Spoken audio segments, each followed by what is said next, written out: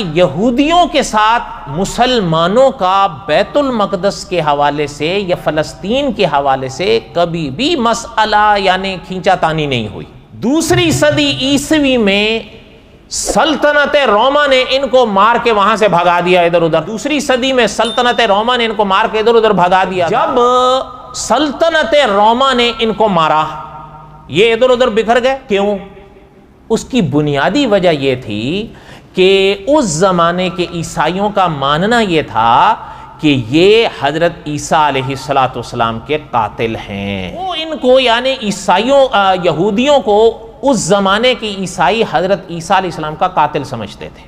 عیسائیوں نے چونکہ یہ بات مانی ہے نا کہ حضرت عیسیٰ کو قتل کیا گیا صلیب دے کر، اب ان کے خلاف جو اس زمانے میں کارروائی کی گئی وہ بقول اس زمانے کے اہل کتاب کے یہودیوں نے کروائی اور کی تھی، اس لیے اس زمانے کے عیسائی ان کو حضرت عیسیٰ کا قاتل سمجھتے تھے، کیونکہ وہ حضرت عیسیٰ کے قتل کے قائل تھے نا۔ اچھا، جب اپنا قسطنطین اعظم جب عیسائی ہوا ان کی شامت آ گئی،